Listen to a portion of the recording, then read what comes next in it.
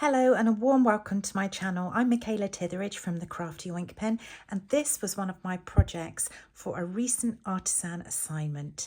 This was made using the Encircled in Nature bundle that is one of our online exclusives. Now, I've been asked how I created the front of this card, so I'm just going to talk you through a few steps. So firstly, my matting layer is much lighter than my card base. So my card base, I have chosen a dark navy, our night of navy as it's known, and my matting layer is actually boho blue, so quite a lot lighter, but that is so that I get the light on the inside there.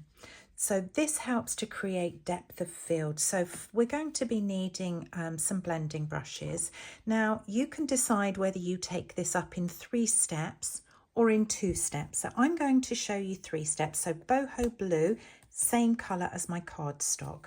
So I'm going to take some ink from my ink pad to start me off, and just working from the outside in, you can just add.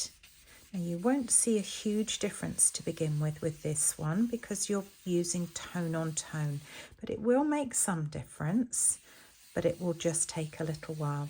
Now, what I would also do with this particular colour is not necessarily go right to the edge, because that's where you're going to really darken it up, so you're just really wasting ink for that part. So I'm just adding a little bit.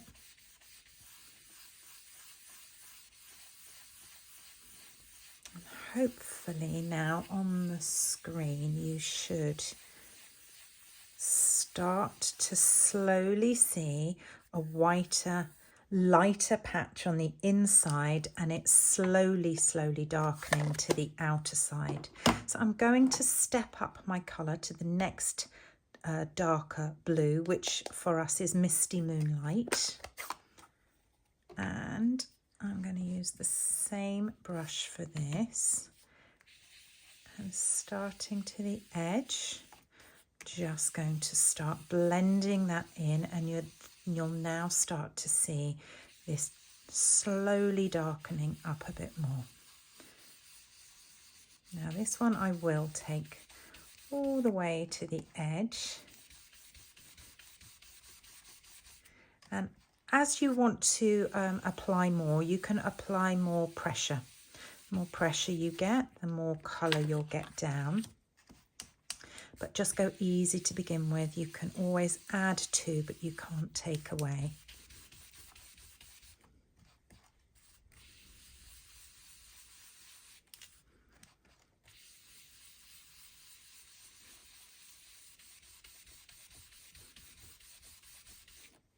See how that's coming on now?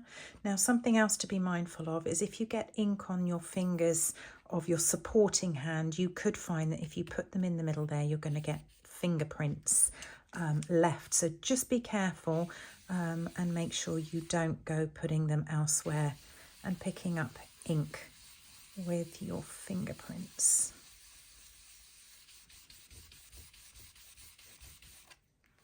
Okay. Now you just keep working. It will build and take some time, but it will come.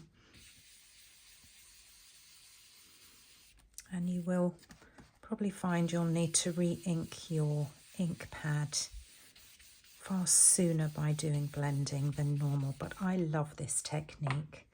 Now we can keep going darker still, but I will start to show you as we bring in Night of Navy. I'm going to use a different blending brush for that. I use a much darker one for this one.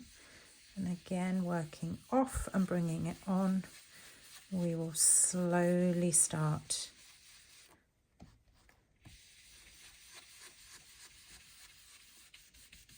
adding a bit more.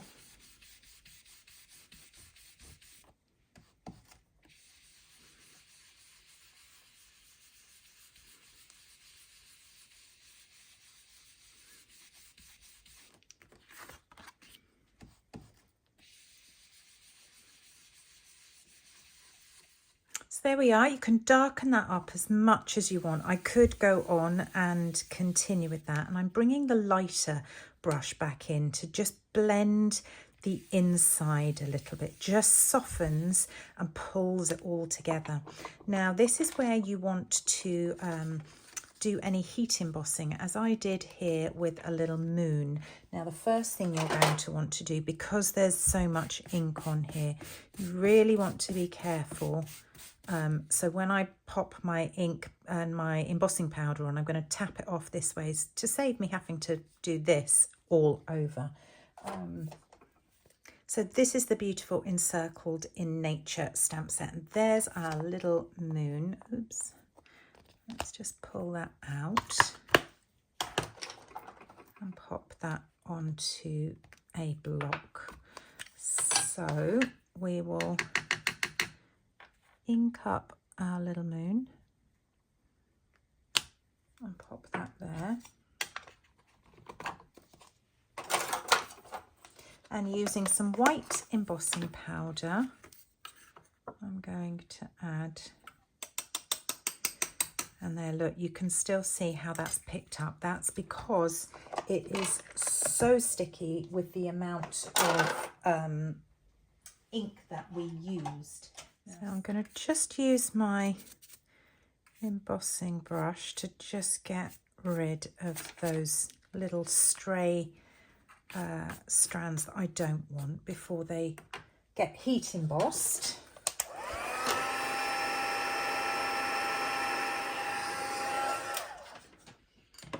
And there we have it. That's now heat embossed in place. You'll notice I heat emboss sometimes from the back and sometimes from the front, and that is just so that it doesn't warp. Now, if you really wanted to add a little bit more lift to that moon, you could take some white ink and a little dauber, and as I did on this one, just twisting on the top of it.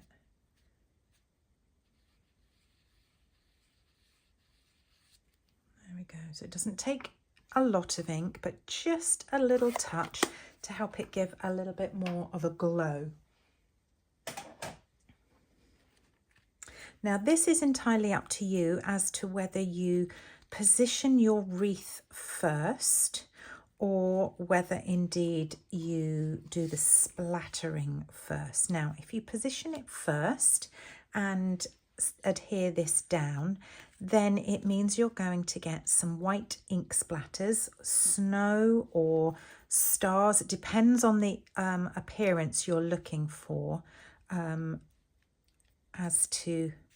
I'm going to twist and turn these, make sure they don't marry up, but I want them to sit on top of each other. So they will sit like this, and we will stick those down first.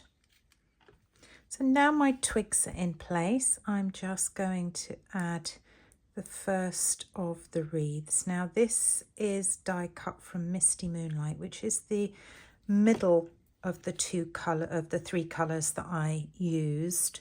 So one shade darker than my matting layer base that we started with, but one shade lighter than my card base.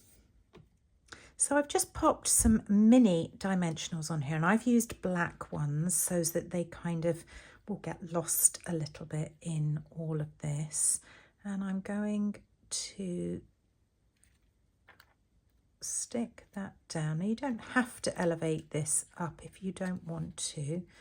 Got some glue there that's a bit shiny at the moment, which hopefully will lessen. Now you see how that's really drawing you in. Now if this wasn't dark enough still, you could still go in at the edge here if you wanted to with much more. Now I'm just using water here, and I've just spritzed a little bit into my hand, and I'm just quite simply getting rid of the majority like so, and then just clapping the rest off. It gives a very gentle little splatter there, and where the ink where the water and the ink come together, it will take away some of the ink and leave little speckles there where the ink has been removed because of the water. Now the second thing that I'm going to do is ink splattering.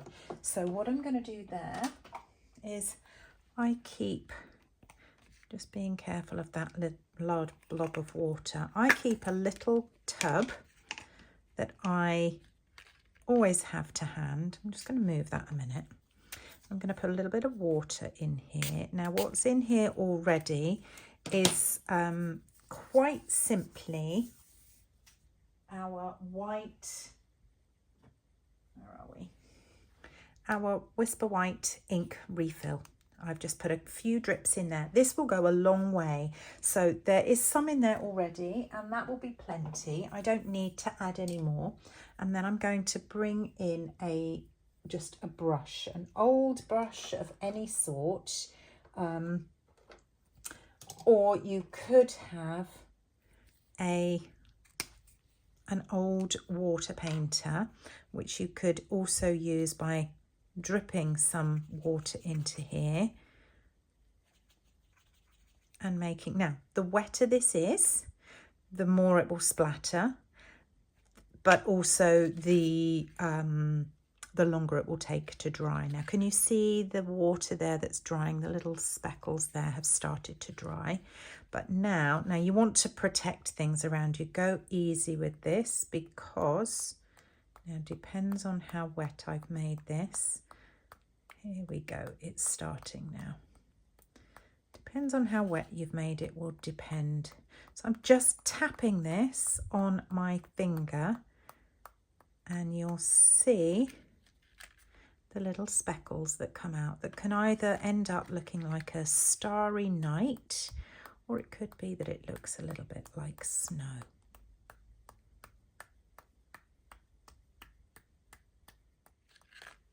And there we have it. We just need now to allow that to all dry before we start adding our embellishment and details. Now I've die cut the trees from watercolour paper, and all I've done with that is used a water painter and my chosen green and just speckled the ink onto there, allowed it to dry, and added this with a sentiment and some embellishments.